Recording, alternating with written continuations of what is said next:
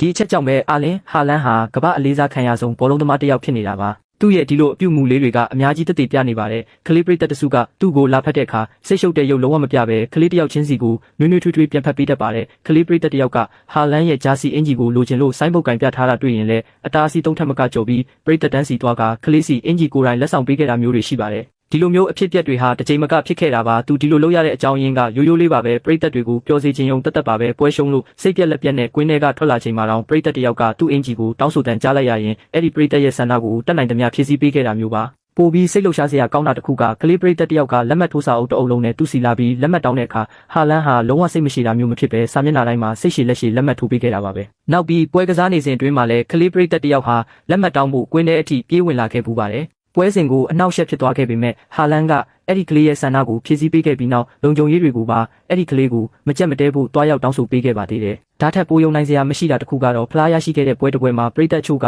သူ့အပြင်ဖလားနဲ့ပါဓာတ်ပုံတွေ့ရိုက်ချင်ကြတဲ့အခါဟာလန်းကဖလားကြီးကိုပရိသတ်တန်းပေးထိမာတာပြီးသူတို့နဲ့အတူဓာတ်ပုံရိုက်ပေးခဲ့တာပဲဖြစ်ပါတယ်။ကွင်းပြင်ပမှာလည်းပရိသတ်တွေအပေါ်သူ့ရဲ့သဘောထားကအတူတူပါပဲ။ပရိသတ်တွေကိုမြင်ရင်ကားကိုခဏရက်ပေးပြီးလက်မှတ်ထိုးပေးတတ်ပါတယ်။လေ့ကျင့်ရေးဆင်းချိန်မှာဆိုရင်လည်းတခြားကစားသမားတွေကသူတို့ရဲ့ဂျာစီအင်ဂျီတွေကိုဝန်ထမ်းတွေစီပေါ့ပေါ့ဆဆပစ်ပေးလေးရှိပေမဲ့ဟာလန်းကတော့သူ့အင်ဂျီကိုတေးသေးချာချာခောက်ပြီးမှစနစ်တကျသွားပေးတတ်ပါတယ်။လေ့ကျင့်ရေးပြီးတဲ့အခါမှာလည်းဝန်ထမ်းတွေကိုပစ္စည်းသိမ်းတာကူညီပေးပါသေးတယ်။ကွင်းအတွင်းမှာလည်းသူဟာစိတ်ထားနှူးညံ့တဲ့သူပါ။ပြိုင်ဘက်တွေကသူ့ကိုကြမ်းကြမ်းတမ်းတမ်းတောက်ပစ်ကျူးလွန်ပြီးတားဆီးနေတာတောင်စိတ်တူဒေါသထွက်လို့မရှိပဲပွဲကိုပဲအာယုံစိုက်ပြီးဆက်ကစားတတ်ပါတယ်။ဟာလန်းရဲ့စိတ်နေစိတ်ထားကရိုနယ်ဒိုရဲ့စိတ်ထားနဲ့တပုံစံတည်းလို့ထင်ပါတယ်တင်ရောဘယ်လိုထင်မိပါသလဲ။